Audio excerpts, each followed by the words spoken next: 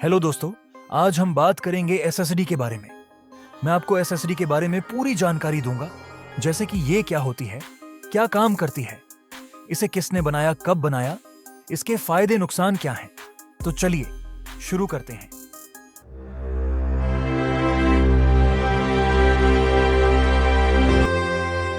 SSD क्या है?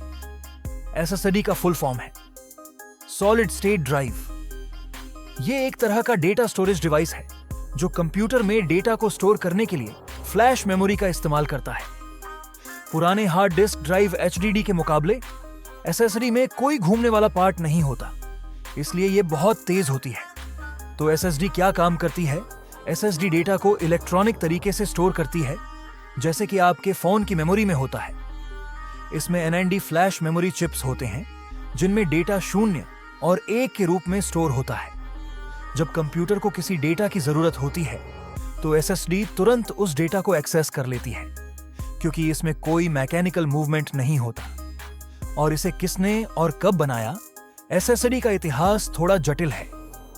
Solid state storage का कॉन्सेप्ट 1950 के दशक में ही आ गया था, लेकिन फ्लैश मेमोरी का आविष्कार 1980 के दशक में हुआ। तोशिबा ने 1987 में एनएनडेड फ्लैश मेमोरी का आविष्कार किया, जो आधुनिक एसएसडी का आधार बनी।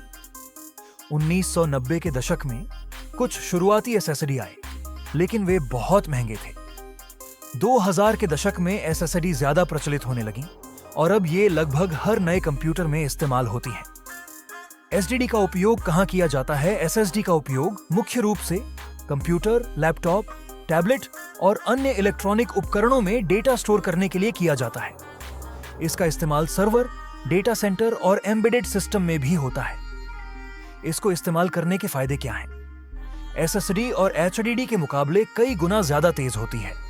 इससे कंप्यूटर जल्दी बूट होता है, ऐप्स जल्दी खुलते हैं और फाइलें जल्दी कॉपी होती हैं। एसएसडी में कोई मैकेनिकल पार्ट नहीं होता, इसलिए ये एचडीडी के मुकाबले कम बिजली खाती है।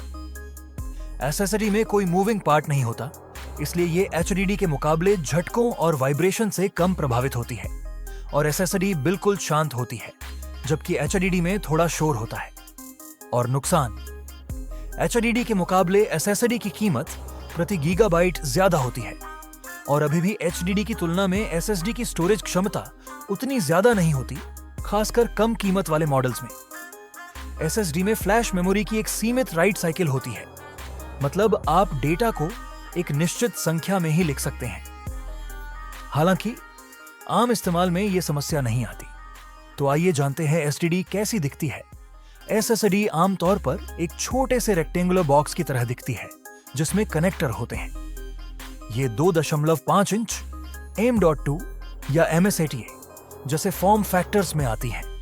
और एसएसडी में आप कंप्यूटर का ऑपरेटिंग सिस्टम, एप्स, फाइलें, गेम्स, वीडियो, फोटो और हर तरह का डिजिटल डेटा रख सकते हैं, जो आप एचडीडी में रखते हैं।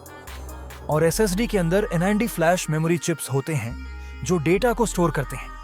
ये चिप्स पेज और ब्लॉक में व्यवस्थित होते हैं, जो डेटा को पेज में लिखा जाता है और ब्लॉक में मिटाया जाता है। एसएसडी में एक कंट्रोलर भी होता है, जो डेटा को मैनेज करता है और फ्लैश मेमोरी के साथ इंटरैक्ट करता है। और कुछ आधुनिक SSD NV non volatile memory express protocol का इस्तेमाल करती हैं, जो और भी ज्यादा स्पीड देती है। तो मुझे उम्मीद है कि अब आपको एसएसडी के बारे में पूरी जानकारी मिल गई होगी। यदि आपके कोई और प्रश्न है तो कृपया कमेंट बॉक्स में लिखें, पूछें और चैनल को सब्सक्राइब करना ना भूलें। और जाते जाते वीडियो पसंद आ गया तो लाइक करना भी ना भूलें।